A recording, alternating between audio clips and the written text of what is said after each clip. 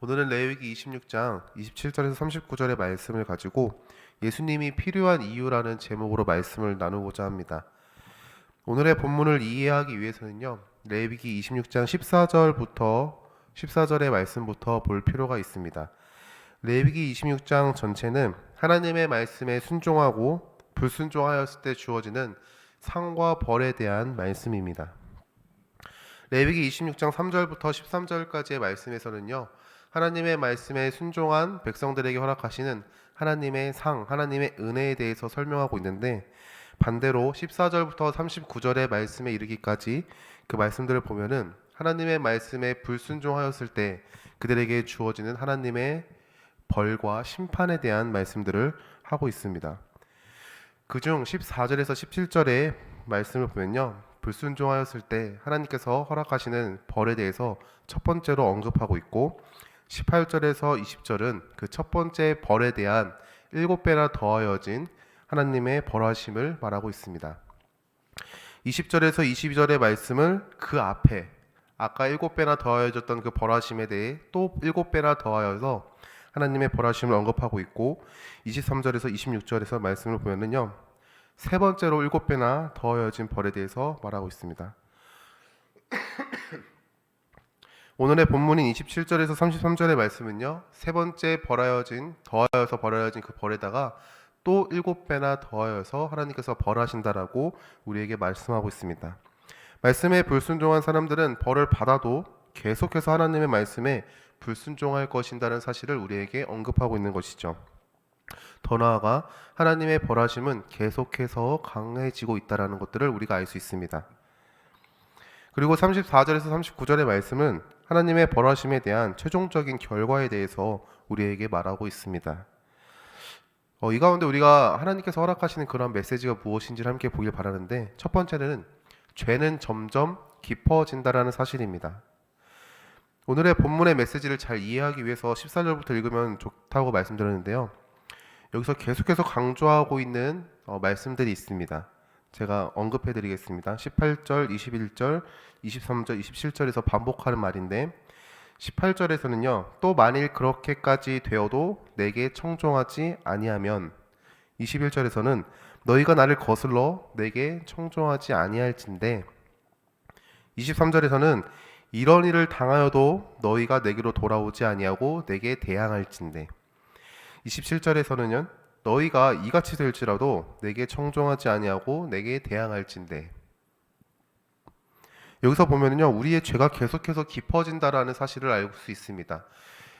이러한 말씀이 앞에 나오기 전에 하나님께서는 7배나 더하여 벌하신다라는 사실들을 언급하고 있는데, 하나님의 벌하심이 계속해서 강해짐에도 불구하고 이스라엘 백성들은 하나님을 향하여 하나님의 말씀을 청종하지 아니하며 하나님의 말씀에 대항한다라고 우리에게 말하고 있습니다. 여러분들은 이 말씀에 대해서 어떻게 생각하십니까? 너희는 스스로 죄의 방향으로 계속해서 나아가려 한다는 이 말씀에 대해서 어떻게 생각하고 계십니까?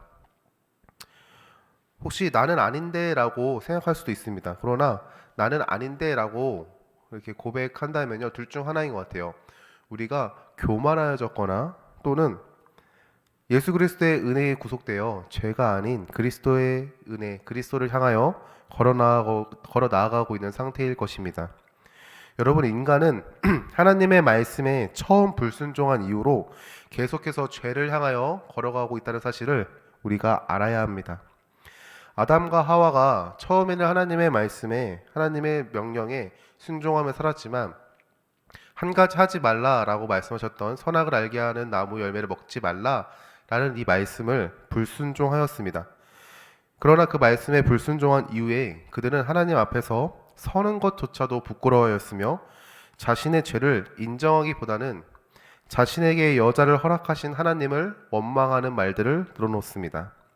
더 나아가 그의 아들들인 가인과 아벨은 인류 최초의 살인이라는 끔찍하고 안타까운 일들을 마주하게 된 것이죠. 더 나아가 가인에게 죄를 묻는 하나님께 가인은 오히려 내가 그를 돌보는 자입니까? 라는 말들을 하며 반문합니다. 자신의 죄에 대해서 두려움과 잘못을 받아들이지 않고 오히려 하나님께 대항하는 모습들을 우리가 알 수 있는 것이죠. 우리는 이런 아담과 하와, 가인과 아벨 사건뿐 아니라 노아의 홍수 사건, 바벨탑 사건, 모세의 불순종이나 다윗의 잘못된 선택, 이스라엘 백성들의 타락 등을 보면요. 구약을 넘어서 신약, 신약을 넘어서 현대에 이르기까지 우리의 죄가, 인류의 죄가 계속해서 깊어진다라는 사실들을 알 수 있습니다. 성경에 나와 있는 사건들을 보지 않더라도 인류의 죄가 계속해서 깊어지고 있다는 사실들을 우리는 알 수 있는 것이죠. 오늘 레위기 말씀에 보면은 우리의 죄가 계속해서 깊어지고 있다는 사실들을 강조하고 있습니다. 여러분은 어떻게 생각하십니까? 우리의 죄가 계속해서 깊어지고 있습니까? 오늘의 말씀은 깊어져가는 죄에 대해서 분명하게 하나님의 벌하심이 있고 하나님의 인도하심이 있고 하나님의 뜻하신 바들이 있다라고 말하고 있는데 그에 따른 결과가 분명하게 주어진다라는 사실도 우리에게 언급하고 있습니다. 34절부터 우리에게 언급하고 있는 말씀인데 여기서는 우리에게 이러한 메시지를 줍니다. 죄의 결과는 나에게 그리고 남에게 주어진다는 사실이에요. 34절부터 죄의 결과가 이러하다고 언급합니다. 그중 조금 세분하게 나눈다면요. 이렇게 나눌 수 있을 것 같아요. 나에게 미치는 죄의 결과와 타인에게 미치는 죄의 결과라는 것이죠. 먼저는 죄를 범한 사람 당사자에게 주어지는 죄의 결과는 첫 번째, 주어진 복을 잃는다라는 사실입니다. 34절에 35절의 말씀을 보면요. 죄를 범한 백성들은 타국의 포로로 끌려간다라고 말하고 있습니다. 그러한 이유로 그들이 머물렀던 땅에 쉼이 주어지게 된다는 것이죠. 안식이 주어지게 된다는 것입니다. 그러한 땅이 쉼을 얻었고 그러한 결과로 그 땅은 회복을 이룬다라고 우리에게 말하고 있습니다.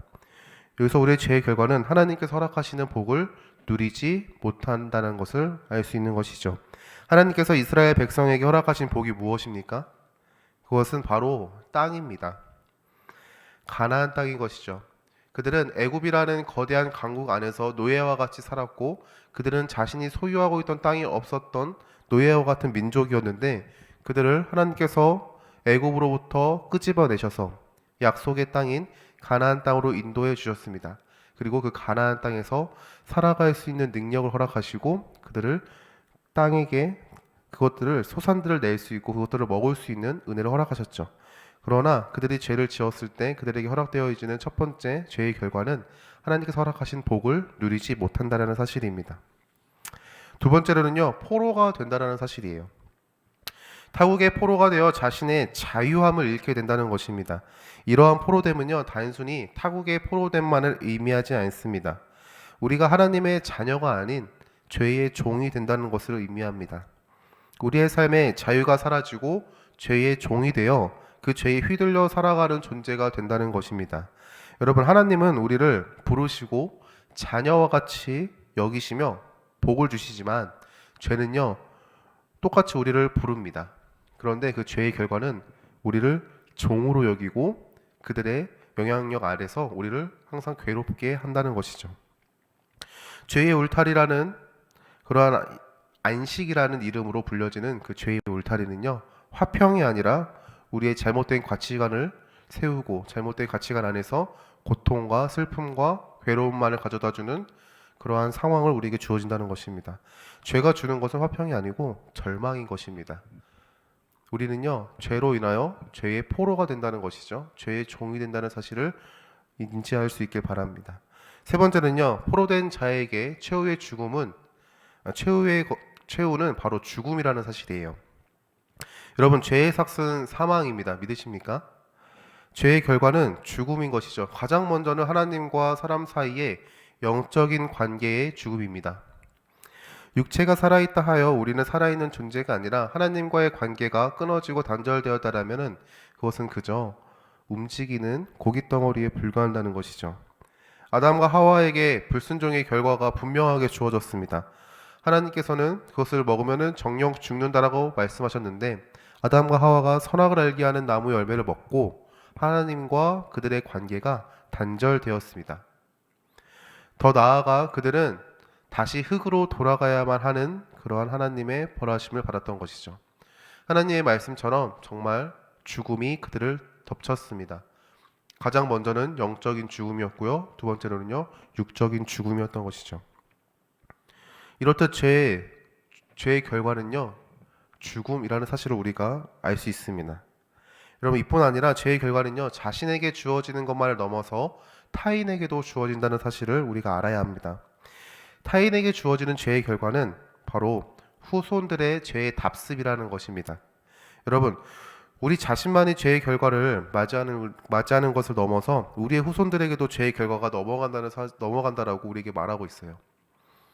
저는 이 39절의 말씀을 읽을 때 조금 억울하다는 생각이 좀 들었습니다.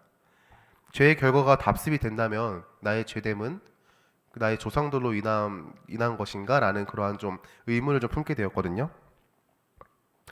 그런데 말씀을 묵상하면서 주어지는 마음이 무엇이냐면요, 죄의 학습에 대한 마음이었습니다. 나도 모르게 죄의 학습을 이루고 있다는 사실인 것이죠. 더 나아가 나의 후손에게 나의 잘못된 죄된 모습들을 보여줌으로써 그 나의 자손들에게 죄의 학습을 이루고 있지 않을까라는 생각들을 해보았습니다. 심리학에서 이러한 말이 있습니다. 어린아이들이 가장 먼저 보고 배우는 것은 그 부모의 행동이다라는 말이 있어요. 그러한 것처럼 우리의 죄된 모습이 우리 아이들에게 그들은 죄로 인지하지 못하지만 그것이 죄로서 그들에게 새겨지고 있다는 사실인 것이죠. 여러분, 죄는 나를 무너지게 할 뿐 아니라 타인, 나의 후손들을 무너지게 합니다. 나의 자녀들을 무너지게 하는 것이죠. 이것은 죄인 줄도 모르고 행했던 나의 행동이 나의 자녀를 죽이고 나의 자녀를 죄의 길로 나아가게 하고 있다는 것입니다. 여러분, 그러면 우리는 어떻게 해야 할까요? 우리는 어떻게 해야 죄에서 돌이킬 수 있을까요? 우리가 다 아는 진리이고 다 아는 사실인데 바로 예수 그리스도가 필요합니다. 여러분도 알다시피 죄의 문제를 해결할 수 있는 유일한 방법은 예수 그리스도입니다. 세상이 그것이 옳지 않다라고 말할지라도 성경은 죄의 문제를 해결할 수 있는 유일한 방법은 오직 예수 그리스도 한 분뿐이다라고 우리에게 고백하고 있습니다. 요한복음 14장 6절의 말씀에 예수께서 이르시되 내가 길이요 진리요 생명이니 나로 말미암지 않고는 아버지께로 올 자가 없다라고 분명하게 우리에게 말씀하고 있는 것이죠. 여러분, WCC라는 단체가 있습니다. WCC, 세계교회협의회라는 단체인데요. 세계 복음화를 위하여 힘쓰자라는 좋은 명목, 좋은 의미 아래 많은 이들이 이 단체에 가입했고 이 단체를 옹호하고 있습니다. 하지만 이 단체 안에는요, 종교다원주의라는 잘못된 사상이 있습니다. 종교다원주의를 좀 쉽게 설명하자면은 산에 좀 비유할 수 있을 것 같아요. 산, 등산하는 거. 어디로 올라가든지 모두 같은 신을 향하여 올라가는 것이고 그 도달하는 정점은 모두 같은 신을 향한 정점이다. 같은 신을 향한 등산이다라고 이렇게 고백합니다. 불교를 통해서 올라가서 만나는 부처도, 이슬람을 통해서 올라가서 만나는 알라도, 기독교를 통해서 만나는 예수도 모두 같은 한 명의 신을 뜻하는 것인데 우리는 하나의 신을 각자 다른 이름으로 부를 뿐이지 결국 모든 이들이 구원을 받는다. 모든 종교를 통하여 구원을 받는다라고 그렇게 말하고 있습니다. 하지만 이것은요, 성경을 모르는 잘못된 그러한 생각인 것입니다. 겉모습은 모든 종교를 아우르는 포용적인 모습, 모든 것들을 감싸 안은 듯한 참으로 아름다운 모습인 것 같지만 성경의 진리를 반하는 잘못된 주장임을 우리가 알아야 합니다. 여러분, 기독교를 제외한 수많은 종교는요, 어떠한 특정한 신, 특정한 단계에 이르면요, 우리가 구원을 받을 수 있다라고 고백합니다. 그러나 기독교는요, 유일하게 예수 그리스도께서 이 땅에 오셨습니다. 요한복음 3장 16절에 이렇게 고백하죠. 하나님이 세상을 이처럼 사랑하사 독생자를 주셨으니 이는 그를 믿는 자마다 멸망하지 않고 영생을 얻게 하려 함이라. 다른 종교들은 그 신을 향하여 올라가야 한다라고 말하지만 기독교는요, 그 신께서 자신의 모든 것들을 버리고 이 땅에 오셨다라고 고백하고 있습니다. 예수님께서 세상을 사랑하셔가지고 이 땅에 오셨던 것이죠. 그리고 우리를 만나 주시는 것입니다. 그리고 우리에게 은혜를 베푸셔서 우리의 주인이 되시고 우리의 친구가 되시고 우리의 아버지가 되십니다. 그리고 우리에게 구원을 선물해 주시는 것이죠. 예수님이 오심은 단순하게 심판을 위함이 아니라 구원을 주시기 위하여 오셨다라는 사실들을 성경은 고백합니다. 요한복음 3장 17절의 말씀입니다. 하나님이 그 아들을 세상에 보내신 것은 세상을 심판하려 하심이 아니요 그로 말미암아 세상이 구원을 받게 하려 하심이라. 여러분, 이 진리를 우리가 잊지 않길 바랍니다. 세상에 달콤해 보이는 잘못된 말들에 속아 넘어가지 않길 바랍니다. 예수님께서 말씀하십니다. 나는 길이요 진리요 생명이니 나를 말미암지 않고는 아버지께로 올 자가 없느니라. 나를 말미암지 않고는, 나를 통하지 않고는 아버지 하나님께로 나아갈 수 있는 방법이 없다라고 우리에게 분명하게 말하고 있는 것이죠. 그러하게 우리는요, 예수님이 필요합니다. 예수님을 통해서 우리는 죄의 더러움을 씻음받을 수 있습니다. 죄의 문제를 해결받을 수 있습니다. 하나님과 우리 사이에 가로막혀 있는 그 죄의 담, 우리와 하나님 사이의 관계를 단절시키는 그 죄의 담을요, 유일하게 허물 수 있고 보술 수 있고 제거할 수 있는 방법은 예수 그리스도 한 분뿐입니다. 또한 우리에게만 아니라 우리의 사랑하는 가정, 교회의 성도, 다음 세대, 그리고 세상 사람들에게도 예수 그리스도가 필요합니다. 위의 죄의 문제를 해결할 수 있는 유일한 방법이 예수 그리스도임을 안다면요, 우리는 기도할 수 있고 말씀을 통해 힘을 얻을 수 있고 세상에 나아가 전할 수 있는 것이죠. 여러분, 여러분의 삶에 예수 그리스도께서 허락하시는 은혜가 충만하기를 간절히 소망합니다. 그리고 누군가에게 그 복음을 전할 수 있는 은혜가 있기를 소망합니다. 말씀을 마치겠습니다. 우리의 죄의 문제가 깊어져만 가고 죄의 결과는 나뿐 아니라 타인에게도 분명하게 주어진다는 사실을 보았습니다. 그러하기에 우리에게 필요한 것은 한 가지, 참된 진리 되시는 예수 그리스도라는 사실을 우리가 잊지 않길 바랍니다. 당연하게 알고 있는 사실, 당연하게 알고 있는 그 진리, 당연하게 우리가 머릿속으로 기억하고 있는 그 한 문장, 오직 예수 그리스도가 죄의 문제 해결책이 된다 라는 그 당연한 문장, 당연한 그 사실들을 우리가 기억할 수 있길 바랍니다. 이러한 단순하고 당연한 진리 때문에 우리가 하나님 앞에 부르짖을 수 있고 하나님을 찬양할 수 있고 허락하신 은혜에 감사함으로 나아갈 수 있는 줄 믿습니다. 오늘 하루도 그리스도의 은혜를 사모하고 묵상하고 전하며 나아갈 수 있는 더시티 사랑의 교회 성도님들 될 수 있기를 주님의 이름으로 축원합니다.